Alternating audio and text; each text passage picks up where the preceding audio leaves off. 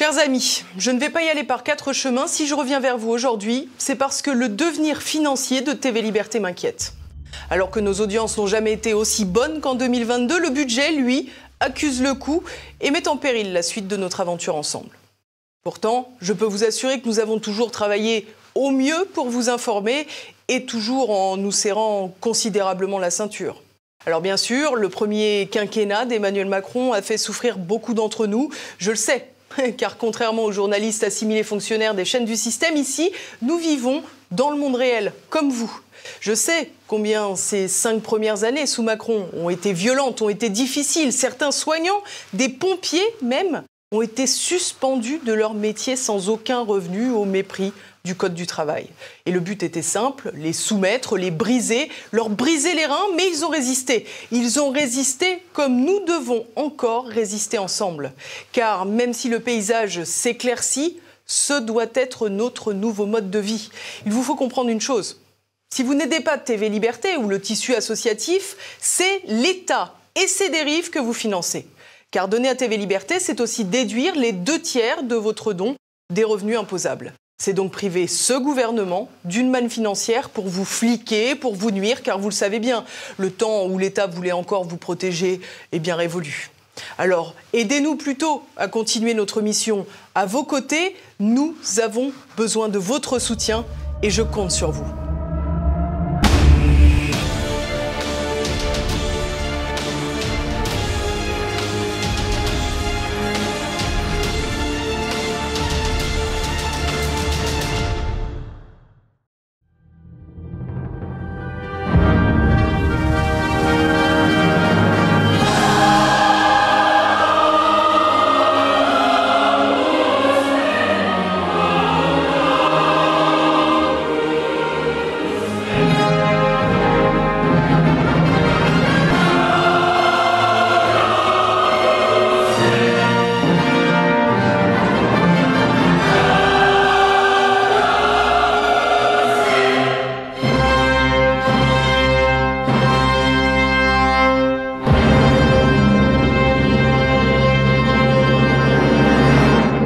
Bienvenue sur Terre de Mission, l'émission religieuse de TV Liberté, en ce dimanche 26 juin, troisième dimanche après la Pentecôte.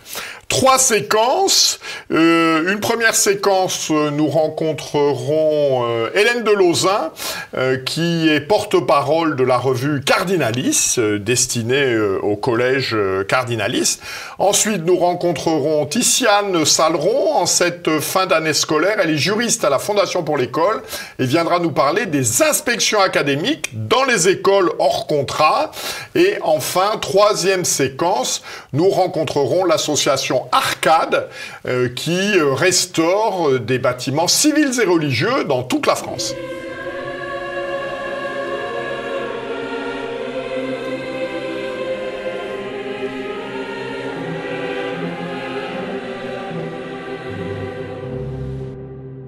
Bonjour Hélène de Lauzun. Bonjour Jean-Pierre Mojon.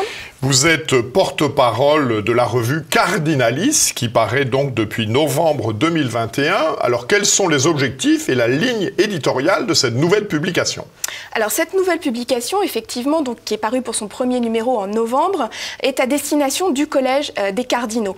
Donc l'objectif est de les mettre en relation parce qu'ils sont très nombreux, ils viennent évidemment d'une grande diversité d'horizons géographiques et ils ont finalement assez peu d'occasions de se rencontrer. Donc cette revue, son objectif, c'est de les mettre en relation, de leur donner la parole, de leur permettre également de mieux se connaître les uns les autres et de devenir une sorte de groupe WhatsApp ou de réunion Zoom des cardinaux au cours duquel ils savent qu'ils pourront se retrouver, qu'ils pourront échanger, apprendre à se connaître, apprendre à connaître leur position sur tel et tel dossier et cela évidemment bénéficie au fonctionnement de l'Église tout entière.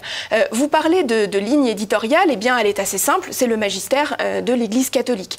Donc nous sommes évidemment très respectueux de ce magistère et nous sommes soucieux de donner la parole avec un regard qui est à la fois objectif mais toujours intelligemment critique quand cela est nécessaire et en fidélité avec le magistère.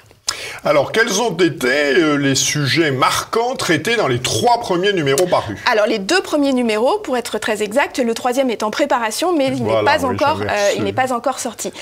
Donc, les numéros sont toujours construits un peu sur le même modèle, avec différentes rubriques.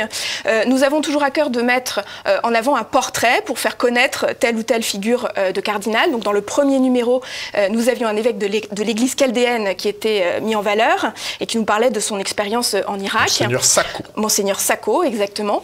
Ce portrait peut prendre la forme d'un interview, comme c'est le cas pour le coup du 2e numéro, avec un interview du cardinal Ruini, ancien président de la conférence épiscopale italienne. Outre ces portraits, nous avons aussi des portraits un petit peu plus courts, sans nécessairement un interview associé, avec un zoom sur tel ou tel cardinal, et ça peut être des cardinaux qui sont connus et d'autres beaucoup moins connus. Et puis, nous avons à cœur aussi de parler de points brûlants de l'actualité ecclésiale. Donc, dans le premier numéro, nous avions fait tout un dossier sur le motu proprio Traditionis Custodes, en essayant d'expliquer qui étaient les cardinaux qui étaient à l'œuvre dans ce projet, parce que c'est important de savoir qui sont ceux qui étaient en faveur, ceux qui se sont opposés, quels ont été les arguments défendus par les uns et par les autres. Nous avons abordé aussi, évidemment, la réforme en cours de la curie. Donc, vous voyez tous les gros dossiers un petit peu brûlants de l'actualité ecclésiale.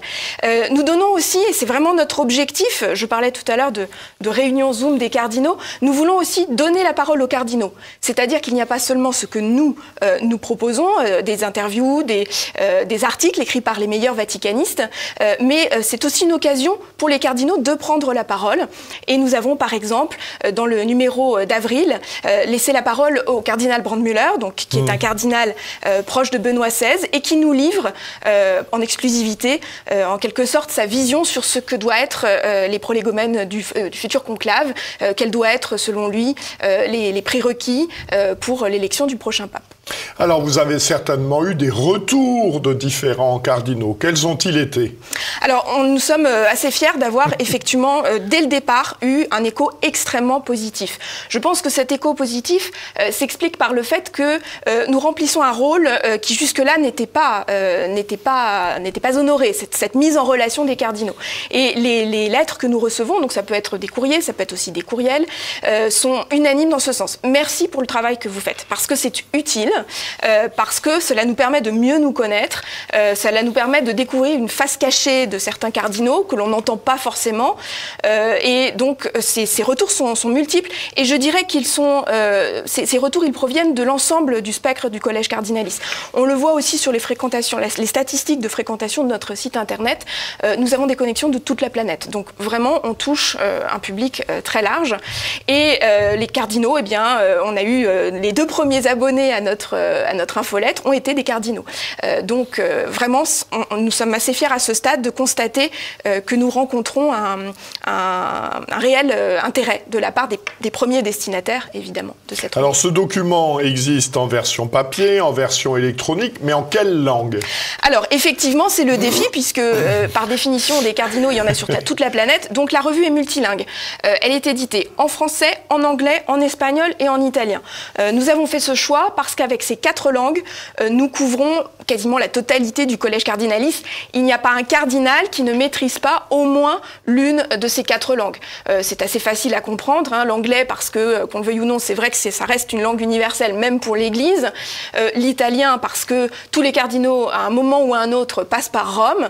Le français, parce que c'est une langue aussi à vocation universelle et permet en particulier de couvrir un certain nombre de pays d'Afrique. L'espagnol, là aussi, parce qu'il y a une grande partie de la communauté catholique internationale qui parle l'espagnol. Donc, avec ces 4 langues, on couvre quand même l'essentiel du spectre des cardinaux. Il y a un siècle, on aurait eu une version en latin. Et je suis d'accord, mais tout se perd malheureusement. Et puis, blague à part, c'est à destination des cardinaux, mais c'est aussi à destination des laïcs, des fidèles qui souhaitent s'intéresser à la question Alors, des les cardinaux. laïcs, justement, quel peut être l'intérêt pour eux de suivre vos travaux et de s'abonner à cette publication?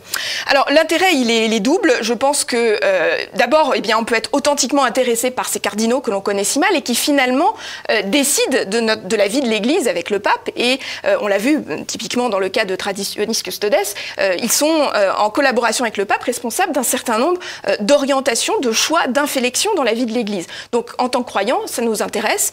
Et donc, on a envie de savoir, de comprendre les motivations, de savoir quels sont les projets qui sont en cours, etc. Donc, il y a une sorte de devoir d'information en tant que croyant. Donc ça, c'est le premier intérêt. Lire cette revue, en tant que catholique, c'est une authentique source d'information. Mais on peut s'y intéresser à un deuxième niveau en se disant, moi, je ne maîtrise pas toutes les arcanes de la réforme de la curie. Par contre, je pense que c'est important de soutenir ce projet parce que c'est vrai que, un homme averti en vaut deux, un cardinal averti en vaut peut-être 2 ou 3. Et donc, il est important de soutenir cette publication parce qu'elle fait un travail utile pour les cardinaux. Et donc, je soutiens cette revue en faisant un don ou en m'abonnant pour Alors, lui permettre avant de de rentrer dans le détail de comment s'abonner, vous nous avez parlé des 2 numéros parus. Oui. Qu'y aura-t-il dans le numéro qui est en cours de réflexion et quand paraîtra-t-il? Alors, l'apparition, le contenu n'est pas entièrement fixé. On a reçu des tribunes de cardinaux, mais on arbitre pour savoir laquelle on va mettre, etc. Donc, quel est le rythme normalement de normalement, parution? c'est un trimestriel. Maintenant, ce n'est pas un numéro qu'on va trouver en kiosque, donc il n'y a pas la régularité d'une horloge dans la publication, parce que son premier vecteur de publication, c'est l'envoi dans les boîtes aux lettres personnelles des cardinaux. Donc je ne peux pas vous dire, le 1er septembre minuit, les emballages seront fixés et vous le trouverez dans votre kiosque favori. Donc le rythme est trimestriel. Maintenant, c'est vrai que la régularité de la parution va évidemment dépendre des soutiens que nous recevons, puisque par définition, les cardinaux, qui sont les premiers destinataires de cette revue, la reçoivent gratuitement. Et donc, tout cela dépend évidemment de la générosité des croyants. Alors justement, comment peut-on faire pour s'abonner d'une part, pour vous soutenir d'autre part? Alors, nous avons évidemment un site internet sur lequel on peut retrouver les différentes versions en multilingue de la revue, revue-cardinalis.com, et c'est là qu'on peut faire évidemment un abonnement ou évidemment faire un don également. Alors, ce don peut être très modeste. Pour vous donner une indication, un exemplaire de la revue, ça nous coûte 10 €. Donc voilà, vous imaginez, vous faites un don de 10 € par mois, et bien vous permettez à un cardinal d'avoir cette revue dans sa boîte aux lettres. Donc toutes les petites contributions sont... Et ils sont combien? Il vous en faut combien? Pardon? Les cardinaux. Alors les cardinaux, à l'issue, vous savez évidemment aussi bien, voire mieux que moi... Vous envoyez aux électeurs et aux non-électeurs. On envoie aux électeurs et aux non-électeurs. Donc à l'issue du consistoire là, qui se tiendra le 27 août prochain, on va avoir 229 cardinaux, dont 131 électeurs. On ne vise pas exclusivement les électeurs, pour la simple et bonne raison que dans la perspective du conclave, les non-électeurs participent à toutes les discussions préparatoires. Oui. Donc ils sont évidemment notre cible parce qu'ils participent à cette discussion qui va déboucher sur l'élection du pape. Donc on s'adresse aussi bien aux électeurs qu'aux non-électeurs. Eh bien merci beaucoup. Nous aurons, je l'espère, l'occasion de vous accueillir de nouveau pour nous parler de l'évolution de cette action. Merci beaucoup Jean-Pierre Legendre. À très bientôt. Merci beaucoup.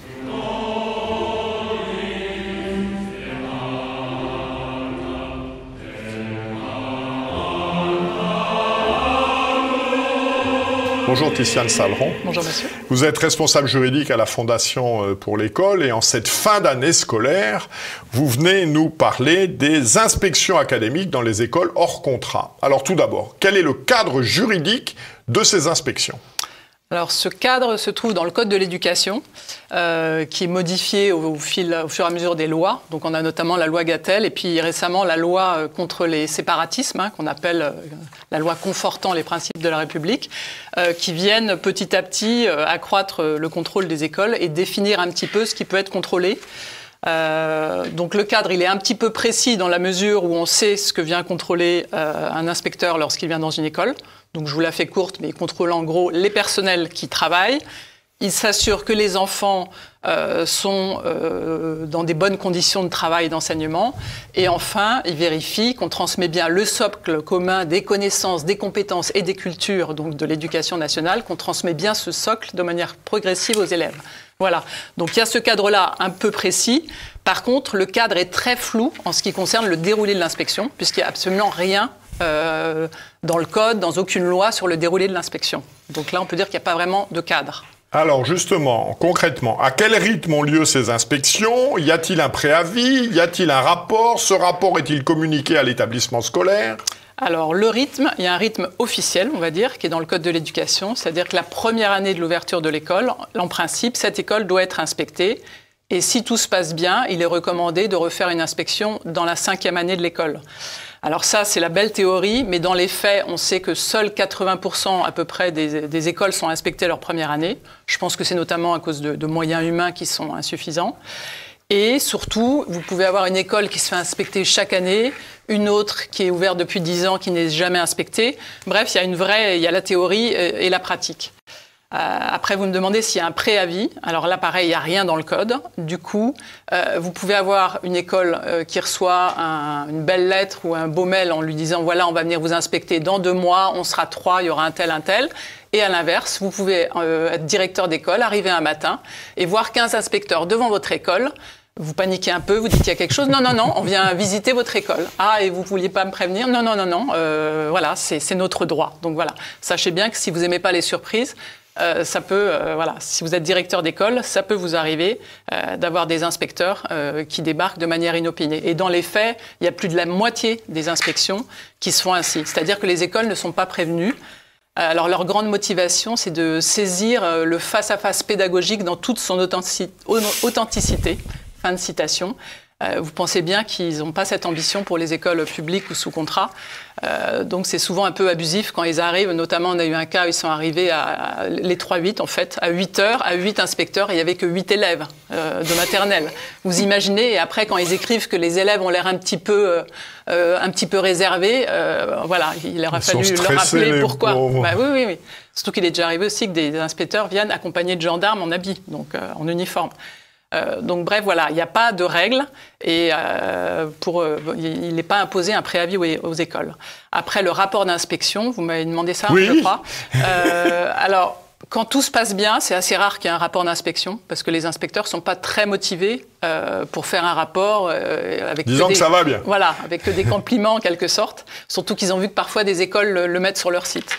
Après, quand ça se passe mal, généralement, il y a un rapport d'inspection, mais encore une fois, il n'y a aucune obligation de le faire.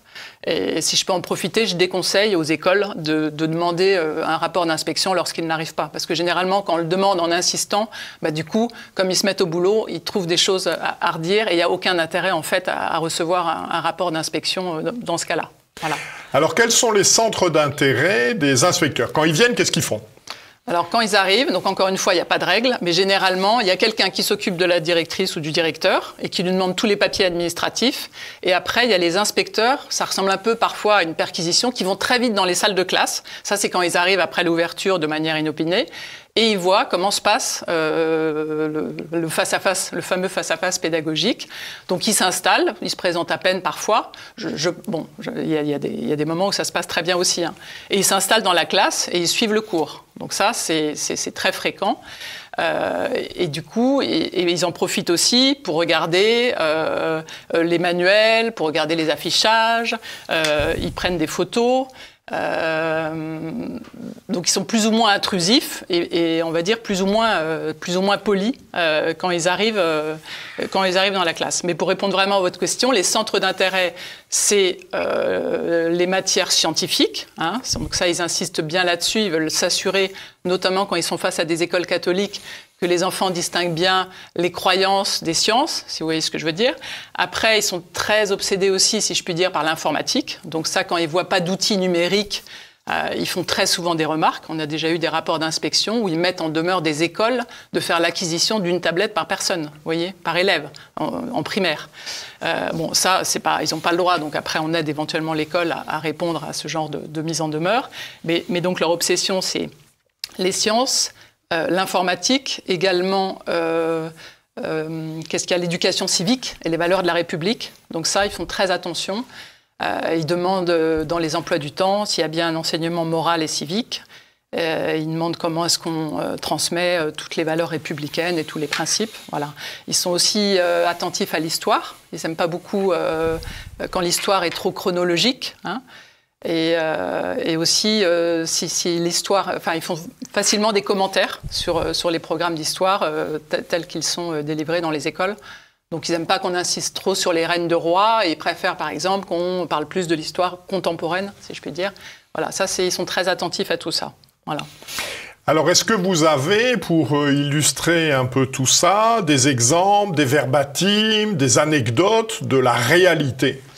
Alors, la réalité, c'est vrai que parfois, quand on a des retours de directeurs ou des enseignants, ils ont l'impression d'avoir vraiment vécu une perquisition, d'accord?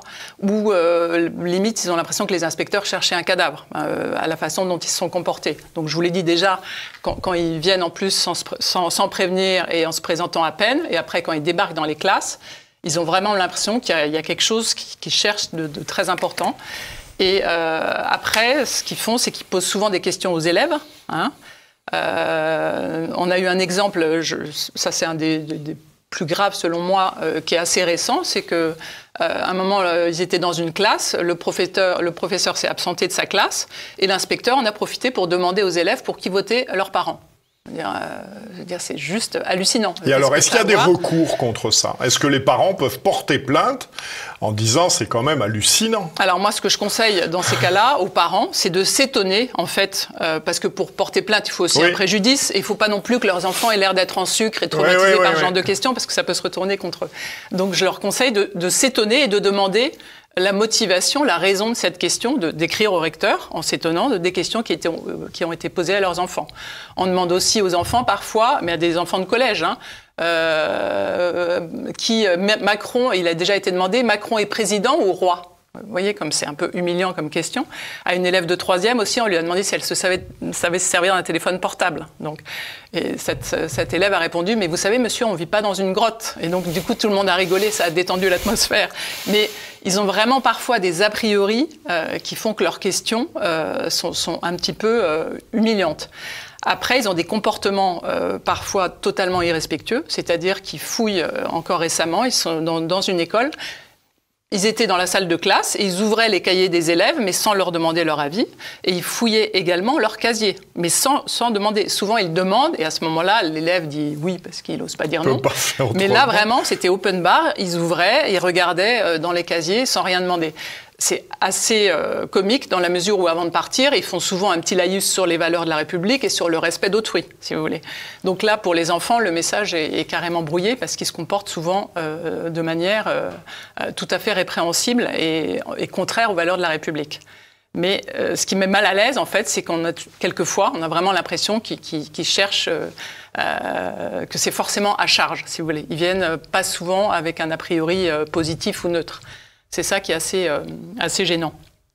Et moi, ce que je conseille vraiment, vous me demandiez pour les parents, c'est aussi bien aux parents et aux écoles, encore une fois, tout de suite après les visites qui se passent un petit peu comme ça, c'est vraiment d'écrire pour graver dans le marbre des comportements répréhensibles. Sans agressivité, hein, mais en s'étonnant et en demandant, encore une fois, les raisons de ces comportements. Voilà, parce que ça, généralement, vous n'avez pas de rapport d'inspection après ce genre de remarques, parce qu'ils ont effectivement du mal à justifier des comportements comme ça. Eh bien, merci beaucoup de ces précieuses explications, de ces témoignages tout à fait, je dirais, symptomatiques de la République macronienne. Merci à vous, beaucoup. Et n'oubliez pas que la Fondation pour l'école est à la disposition des écoles si elles appréhendent une inspection, ou après une inspection, on peut toujours les aider à réagir. Voilà. Merci beaucoup. Merci à vous. Merci beaucoup.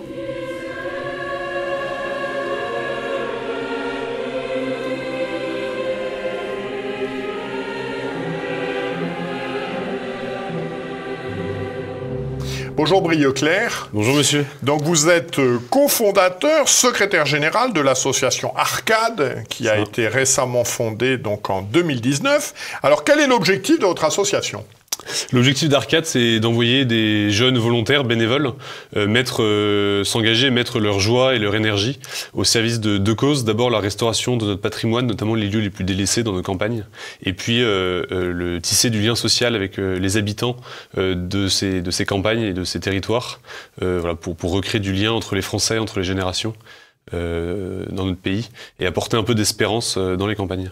Alors depuis 2019, vous avez mené un certain nombre de projets à bien, desquels pouvez-vous nous parler ? Alors nous sommes intervenus dans un certain nombre un grand nombre de lieux en France, dans les campagnes françaises. L'idée d'Arcade, c'est d'être présent pendant plusieurs années sur les lieux, déjà parce qu'ils sont souvent en mauvais état, il y a beaucoup de travail à faire, et donc voilà, d'assurer un service un peu au long cours dans ces lieux. Donc on a lancé beaucoup de projets, tous ne sont évidemment pas arrivés à terme, mais je pourrais vous en citer deux. En Haute-Corse, on a permis l'année dernière de restaurer entièrement les murs de pierre sèche, vous savez, qui servent à tenir le terrain dans la montagne corse. Et donc ça, c'est dans un couvent chez des religieuses. Donc ce sont des jeunes qui ont fait ça au cours d'un été. Et puis dans un autre lieu, le fort de la Pointe de Diamant, un fort en Haute-Marne qui veille sur l'Angre. Nos volontaires ont entrepris de restaurer deux baraquements, deux casemates à l'extérieur du fort, qui serviront d'ailleurs à abriter les volontaires des prochaines années. Et ils ont donc entièrement relevé ces bâtiments qui n'étaient qu'un tas de pierres. Et l'un d'eux va d'ailleurs devenir une chapelle, puisque le fort en était dépourvu. Donc les volontaires ont tenu à en faire une chapelle. Et alors comment vous choisissez les lieux que vous allez restaurer et quelle est l'origine, je dirais, le contact de tel ou tel lieu ? Alors on est beaucoup sollicités, les gens peuvent nous solliciter via notre site directement, mais nous aussi on cherche de notre côté. Les lieux qui nous intéressent et que nous aimons restaurer, c'est des lieux à la campagne, ce sont des lieux délaissés dont personne ne s'occupe, qui ont peu de subventions, qui ne sont pas... Ça peut être des lieux privés ou publics ? Alors, lieux privés ou publics, voilà, exactement. Oui. On fait pas vraiment de distinction. Dans la grande majorité des cas, sauf pour les lieux publics, évidemment, ce sont des lieux qui viennent d'être repris par une famille, un propriétaire, un gestionnaire, une association. On souhaite avoir des lieux qui soient porteurs d'un projet au service du bien commun, soit dès maintenant, soit à terme. Donc, voilà, qui soient ouverts, qui accueillent une activité... au service du bien commun. Par exemple, à Bolène, en Provence, on restaure un couvent, le couvent du Saint-Sacrement, dans lequel va s'installer une maison médicale au service de la vie. Et donc on aide... c'est là où est l'abbé Lefebvre. Le Lièvre, exactement. Le Lièvre, voilà, oui. Le couvent des Ursulines de Bolène. Ah oui, c'est très bien. J'ai eu l'occasion d'aller, c'est très bien. Voilà. Mais ça mérite un peu de... Ça mérite un peu de travaux, exactement, comme dans beaucoup de nos lieux. Et puis, puis les autres critères, c'est que ça soit des lieux où on puisse faire vivre des volontaires, même à la dure, pendant plusieurs semaines ou plusieurs jours. Et puis, où ils puissent intervenir sur des travaux qui soient suffisamment accessibles à tout type de volontaires. On n'est pas non plus des professionnels, donc on travaille avec des professionnels, mais nos volontaires ne le sont pas nécessairement. Donc il faut qu'on puisse être utile directement. Voilà. Alors, comment est-ce que ça fonctionne concrètement ? Les chantiers durent combien de temps ? Il y a combien de personnes ? Les chantiers durent soit un week-end, soit une semaine. Il peut y avoir plusieurs semaines sur un même lieu ou plusieurs week-ends, mais chaque chantier dure soit un week-end, soit une semaine. Les gens peuvent venir seuls ou en groupe d'amis déjà constitués. Sur place, ils sont donc autonomes, mais encadrés par un professionnel, soit le propriétaire du lieu qui s'y connaît, soit un artisan local pour la partie travaux. Et puis ils organisent leur camp, voilà, de manière autonome en lien avec l'association. Les volontaires travaillent. En fait, je vous ai dit qu'il y a deux objectifs, un objectif de restauration du patrimoine, un objectif de lien social. Donc souvent la matinée est consacrée aux travaux, aux chantiers de restauration à proprement parler. Donc les volontaires travaillent le matin et l'après-midi par des actions concrètes qu'ils organisent ou simplement en laissant un peu la porte ouverte et en allant rencontrer les habitants du territoire. Ils se mettent au service de cette dimension de lien social. Donc ça peut être organiser un jeu avec les enfants du village, aller visiter les personnes âgées, visiter un lieu emblématique dans le coin et montrer un peu leur investissement et leur énergie. Il y a plein de moyens, mais ce sont des actions concrètes à chaque fois qui permettent de remplir cette dimension. Alors, quels sont vos projets pour cet été ? Alors, pour cet été, nous aurons un grand nombre de chantiers, puisque nous allons intervenir sur 14 lieux, avec déjà plus d'une trentaine de chantiers ouverts, dont certains sont encore libres et certains sont déjà remplis. Sur ces lieux, donc, voilà, ils sont répartis dans toute la France. Il y a 2 châteaux, 2 églises, 4 chapelles, 4 abbayes, un moulin à lavoir et un vieux village en Provence. Donc il y a vraiment tout type de patrimoine. Et il faut savoir que chacun peut intervenir, nous en sorte vraiment qu'il soit accessible à tous. Et donc il y a des lieux dans toute la France de tout le mois de juin, tout le mois de juillet, tout le mois d'août et puis un petit peu en septembre aussi. Alors ça va concerner combien de personnes à peu près, vous pensez? On peut accueillir jusqu'à 250 ou 300 volontaires, peut-être même plus. On se tient prêt aussi à ouvrir des camps, des semaines supplémentaires sur certains chantiers s'il y a beaucoup de volontaires. Et alors comment ça se passe pour un jeune qui veut venir? Il faut payer quelque chose? Comment ça se passe? Alors l'idée c'est qu'on coûte le moins possible aux propriétaires des lieux qui nous reçoivent. Oui. Donc l'association prend en charge tout ce qui est matériaux, matériel, équipement individuel, oui. etc. Et on demande à chaque volontaire de venir par ses propres moyens et de subvenir à une partie de ses besoins alimentaires, mais l'association prend aussi en charge une autre partie. Donc l'idée c'est que vraiment tout le monde, étudiants, etc., puisse participer à ces chantiers sans que ça lui revienne trop cher. Et donc à camp d'une semaine, là, un jeune qui veut s'inscrire une semaine pour un de vos chantiers, ça va lui coûter combien? Ça va lui coûter en gros le transport, et une partie de son intendance, 3-4 euros par jour, quoi. Ouais. Voilà. Et donc le reste, il va payer 20 euros sur place, quoi. C'est ça. Oui, donc c'est purement... Et une toute petite inscription pour être adhérent de l'association et donc être assuré pour le chantier. Évidemment, c'est une question qu'on a prise en compte. Voilà. Et pour venir, en fait, c'est très simple. Le jeune peut regarder sur notre site internet. On a tous les chantiers qui sont avec plusieurs entrées différentes, soit par lieu, soit par date, etc., en fonction de ce qu'il recherche, par groupe d'amis ou en inscription individuelle. Et on peut s'inscrire sur le site directement et on sera pris en charge dès l'inscription par nos équipes chargées de cela, jusqu'au camp, à proprement parler. Et sur place, évidemment, l'association reste très présente. On fait le lien avec les propriétaires, avec les camps d'avant, les camps d'après. Et alors, avez-vous déjà des chantiers qui ont été finis, clos, etc. Est-ce que vous faites un petit événement à la fin? Comment ça se passe? Alors, ça dépend des lieux pour essayer de faire un événement. Voilà, il y a des lieux, il y a des événements très fréquents, donc on profite ça donne une occasion supplémentaire pour en faire un. Il y a des lieux où il faudrait qu'on le fasse nous-mêmes quand on aura fini ces années de travaux. Mais c'est bon, voilà, je vous dis, c'est souvent des travaux très long cours pour sortir un bâtiment. Oui, c'est pour ça que je vous demandais s'il y en a qui étaient finis déjà. Alors moi, je vous ai pas donc voilà, on a quand même quelques réalisations. Je vous ai pas de ce lieu en Corse. Et puis il y a des lieux où le travail est colossal, donc on fait partie de touche. Voilà. Mais quand on aura fini, par exemple, dans le fort dont je vous parlais, quand on aura complètement fini ces maisons. En fait, on enchaînera avec d'autres travaux de rempart du fort, etc. Donc on a encore pour quelques années sur place, et à notre grand bonheur d'ailleurs. Très bien. Merci beaucoup. Je vous en prie, merci de votre invitation. Nous espérons que vous accueillerez de nombreux volontaires pour cette œuvre de restauration. J'ai noté les 2 aspects. Restauration du patrimoine et puis également rétablissement du lien social avec les populations des endroits dans lesquels vous vous trouvez. Exactement. Merci beaucoup. Merci beaucoup. Donc cette émission s'achève. C'est mon ami Guillaume de Thiolois qui vous accueillera la semaine prochaine, donc le 3 juillet. Donc d'ici là, que Dieu qui est Père, Fils et Saint-Esprit nous garde. Bon dimanche et bonne semaine à tous.